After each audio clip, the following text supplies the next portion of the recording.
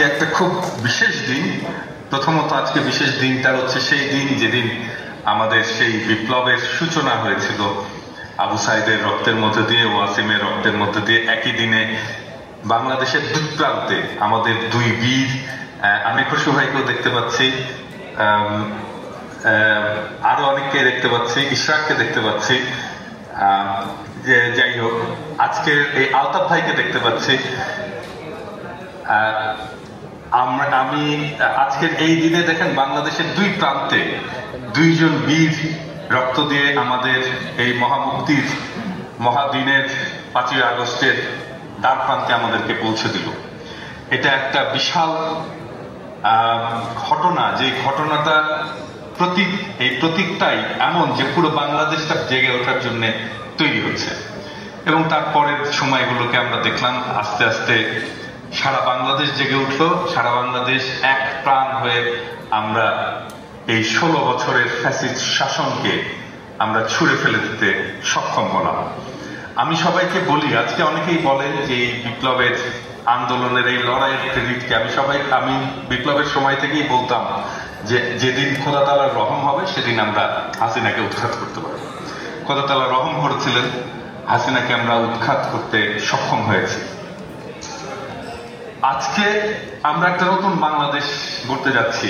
যে নতুন বাংলাদেশ গড়ার সময় আমাদের মনে অনেক দ্বিধা, ভয়, আমাদের নিজেদের মধ্যে অনেক অনৈক্য, নিজেদের মধ্যে অনেক মারামারি, বিভ্রান্তি, সন্দেহ, অবিশ্বাস এ সমস্ত এসছে। অনেকে আমাকে জিজ্ঞেস করে বাংলাদেশ কি ঠিক রাস্তায় যাচ্ছে? এরকম তো হওয়ার কথা ছিল না। আমি সবাইকে আশ্বস্ত করি যে বিপ্লবের পরে এ ধরনের ঘটনা খুবই স্বাভাবিক, এবং এভাবেই বিপ্লবের পরে নতুন দেশ, নতুন সমাজ, নতুন রাষ্ট্র নির্মিত হয়। আমরা বা দেশ কোনো প্রাণী নয়, কোনো সপ্রাণ সত্তা না। দেশ মানুষকে দিয়ে তৈরি। দেশটা কম্পিউটারের মতো। কম্পিউটারকে যেমন প্রোগ্রাম করতে হয়, কাউকে চালাতে হয়, কাউকে কিবোর্ডে কিছু লিখতে হয়, দেশটাও ঠিক সেরকম। এই দেশে আমরা সবাই মিলে যেভাবে প্রোগ্রাম করব, দেশ সেভাবেই চলবে। দেশকে আমরা যেদিকে চালিয়ে নিতে চাই, দেশ সেদিকে যাবে। আমরা কোন দিকে চালাতে চাই এই ব্যাপারে সবার মনে হয়তো নানা ধরনের স্বপ্ন আছে, স্বপ্নকল্প আছে। কিন্তু কয়েকটা ব্যাপারে আমি যখন অ্যাক্টিভিজম করি, আমার অ্যাক্টিভিজমে দেখবেন যে আমি ইলিয়াস, আমি কনক, এই তিনজন একসাথে একটা কথা বলি। তো আমাদের এই যে ঐক্য, এই ঐক্যের বেসিসটা আমরা কোন, ইলিয়াসের সাথে আমার অনেক বিষয়ে আমার দ্বিমত থাকতে পারে, কনকের সাথে আমার অনেক বিষয়ে দ্বিমত থাকতে পারে, আছেও, কিন্তু তিনটা বিষয়ে আমাদের কোনো দ্বিমত। এক নাম্বার হচ্ছে আমরা যেই তিনটা বিষয়ে আমরা একসাথে কাজ করি, একসাথে অ্যাক্টিভিজম করি। এখানে বাংলাদেশের রাজনৈতিক দলের সমস্ত প্রধান নেতারা আছেন, আমার অত্যন্ত প্রিয় আপনারা, আমার অত্যন্ত শ্রদ্ধাভাজন আপনারা, এবং মাঝে মাঝে আপনাদের সাথে আমার কিছু টেনশন তৈরি হয়, আমি হয়তো নিজেও তৈরি করি। এটা ভালোবেসে, এটা প্রত্যাশা থেকে, এটা শত্রুতা থেকে না। আমি বাংলাদেশের রাজনৈতিক দলকে অনুরোধ করব, আমরা তিনজন যেইভাবে ঐক্যটা করেছি সেইভাবে বাংলাদেশে একটা রাজনৈতিক ঐক্য সম্ভব কিনা সেটা আপনারা ভেবে দেখবেন। আমরা তিনটা জিনিসে আমরা একমত। আমরা নাম্বার 1, বাংলাদেশে আমরা কখনো আওয়ামী বাকশালীকে রাজনীতি করতে দেব না। নাম্বার 2, বাংলাদেশে আমরা কখনো ভারতীয় আগ্রাসনকে জায়গা দেব না। বাংলাদেশকে আমরা একটা ইনসাফ সাম্যের রাষ্ট্র হিসেবে পরিণত করব। এই তিনটা সিম্পল জিনিসে আমি কনক আর ইলিয়াস একসাথে অ্যাক্টিভিজম করি। আমাদের যত সিদ্ধান্ত, যত কাজ, যত অ্যাক্টিভিজম এই তিনটা সাপোর্ট করে কিনা সেটা আমরা দেখি, তারপরে আমরা সেই কাজটা করি। আমাদের কাজের আন্ডারস্ট্যান্ডিং এর বেসিস এই তিনটা, খুবই সিম্পল। আমি আশা করব বাংলাদেশে আমরা একসাথে লড়াই করেছি, সবাই মিলে এক প্রাণ হয়ে লড়াই করেছি। সেই ঐক্যটা আবার সম্ভব কিনা আমি জানি না, কিন্তু আমাদের চেষ্টা করতে হবে খুব ন্যূনতম কিছুর ভিত্তিতে আমরা আমাদের সেই ঐক্য, সেই মহান ঐক্যটাকে যেন আমরা আবার কামিয়াব করতে পারি। আমাদের সবার পথ আলাদা, আমরা সবাই জানি। আমরা সবার পথ আলাদা না হলে আমাদের সবার আলাদা রাজনীতি থাকতো না, আমরা আলাদা দল হতাম না। কিন্তু একটা জায়গায় যদি আমরা এক হতে পারি, তাছাড়া বাংলাদেশকে রক্ষা করা যাবে। বাংলাদেশ শুধু সন্ধিক্ষণে না, একটা নতুন বাংলাদেশ গড়ার সন্ধিক্ষণে না, বাংলাদেশ আবার ধ্বংস হয়ে যাওয়ার সন্ধিক্ষণও বলে। এই জায়গায় আমরা এক প্রাণ হয়ে, আমরা একটি রাজনৈতিক ঐক্যের শক্তি হয়ে বাংলাদেশপন্থী রাজনীতি নিয়ে আমরা যদি সামনে এগিয়ে যেতে পারি, বাংলাদেশের ভবিষ্যৎ উজ্জ্বল। আর যদি আমরা এই তিনটা সামান্য প্রশ্নে এক হতে না পারি, তাহলে বাংলাদেশ এগোবে না। এই তিনটাই ছিল অগাস্ট বিপ্লবের মূল প্রাণ। আমরা যত দফাই বলি, যত কিছুই বলি না কেন, এই তিনটা জিনিসের বিরুদ্ধে আমরা লড়াই করছি। ফাইনালি এখানে বাংলাদেশের প্রধান রাজনৈতিক দল বিএনপি এবং আমি বিশ্বাস করি এখানে জামাত ইসলাম, আমি এখানে মঞ্জু ভাইকেও দেখলাম, সব কয়েকটা ফ্যাসি বিরোধী রাজনৈতিক দল এখানে আছে। সবাইকে আমি একটা জিনিস স্মরণ করিয়ে দিতে চাই, সেটা হচ্ছে বাংলাদেশে ফ্যাসি বিরোধী আন্দোলন, হাসিনা বিরোধী আন্দোলনে সবচেয়ে বেশি জেহাদি ভূমিকা যারা পালন করেছে, রাজপথে যারা সবচেয়ে বেশি সাহস নিয়ে দাঁড়িয়েছিল, বাংলাদেশে যারা সবচেয়ে বেশি নির্যাতন নিয়ে দাঁড়িয়েছিল, তারা কিন্তু কোনো রাজনৈতিক শক্তি না, তারা খুব সাধারণ মানুষ। এবং এর ভেতরে সবচেয়ে বেশি লড়াই করেছিল, রক্ত দিয়েছিল, জোশ নিয়ে, বিপ্লবী জোশ নিয়ে দাঁড়িয়েছিল বুলেটের সামনে। এরা বাংলাদেশের সাধারণ মুসলমান এবং খুব সাধারণ, আমি বলবো এরা মাদ্রাসার ছাত্র না, এবং এরা কখনো স্টেট দাবি করে। এরা জানতো যে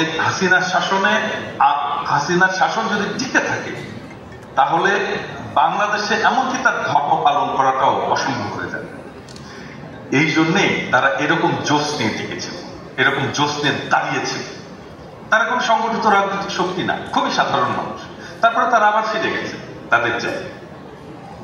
আমি সবাইকে আহ্বান করব, ওনাদের কথাটা স্মরণ রাখবেন, ওনাদের আত্মত্যাগটা স্মরণ রাখবেন, ওনাদের লড়াইটা স্মরণ রাখবেন, এবং আমাদের বিপ্লবের এই ইসলামী চেতনা যেটা আমাদের ভেতরে ছিল, ওনাদেরকে অ্যাকনলেজ করবেন। আমাকে অনেকে রিচ করেন, আমাকে অনেকে অনেক কিছু বলেন, এবং অনেকে খুব হতাশার কথা বলেন, কারণ ওনাদের বলার জন্য কেউ তো নাই, ওনাদের কথা তো কেউ বলে না। আজকে ইভেন প্রফেসর সরকারকেও আমি বলবো যে আপনারা, আমি জানি না আপনারা কথা শোনেন কিনা সাধারণ মানুষের, আপনারা কথায় কথায় ইনক্লুসিভনেসের কথা বলেন। বাংলাদেশে আওয়ামী লীগ কথায় কথায় সেকুলারিজমের কথা বলতো, ধর্মনিরপেক্ষতার কথা বলতো। ধর্মনিরপেক্ষতা, সেকুলারিজম তো খারাপ কিছু না, কিন্তু তারপরেও বাংলাদেশের মানুষ এটাকে সন্দেহ করতো। কেন জানেন? কারণটা হচ্ছে আমাদের মুক্তিযুদ্ধের যে চেতনা, এটার মধ্যেই তো ছিল সাম্য। সাম্যের বাইরে ধর্মনিরপেক্ষতা কেন লাগবে? সাধারণ মানুষ এটা তার কমন সেন্স দিয়ে প্রশ্ন করে। তারা বুঝতে এর মধ্যে এমন একটা কিছু আছে যেটা আমাকে আমার ধর্ম থেকে দূরে সরিয়ে দেবে। আসলে তো তাই ছিল। আদারওয়াইজ যদি আমি সাম্যের মতো একটা আদর্শকে আমি আমার রাষ্ট্রের আদর্শ বলে গ্রহণ করি, তাহলে আলাদা করে ধর্ম নিরপেক্ষতা বলার দরকার পড়ে না। তাহলে দরকার পড়লো কেন? একটা সাধারণ মানুষ বুঝতো তার কমন সেন্স থেকে। আজকেও সাধারণ মানুষ ইনক্লুসিভনেস এই কথাটাকে ভয় পায়। আপনারা ওনাদের ভয়টাকে, ওনাদের আশঙ্কাটাকে আমলে নেন। দরকার নাই, এই টার্মটা ইউজ করার দরকার নেই, একদমই দরকার নেই। এবং আপনাদেরকে আমি বলছি, যদি আপনারা এটা ইউজ করা কন্টিনিউ করেন, আমাদেরকে বিরুদ্ধে বলতে হবে, শক্তভাবে দাঁড়াতে হবে। একটা ডিজাস্টার হওয়ার আগে আমরা এটাকে থামিয়ে দিই। আমাকে বলতে পারেন আপনি একটা শব্দ নিয়ে কেন এত আমরা করি? শব্দ, ভাষা, এগুলো খুব গুরুত্বপূর্ণ। শব্দ ভাষাই চেতনা, শব্দ ভাষাই রাজনীতি, এগুলোই রাজনীতিতে ট্রান্সলেটেড। তাই আমাদের রাজনীতিতে শব্দ ব্যবহার করার সময়, আমাদের রাষ্ট্র গঠনে শব্দ ব্যবহার করার সময় খুবই সতর্ক হবে হতে হবে। আমাদের চোখের সামনে একটা এক্সাম্পল আছে, এই সেকুলারিজম নিয়ে আমাদের দেশে কি বিশাল একটা ঝামেলা হয়ে রক্তারক্তি হয়ে গেল।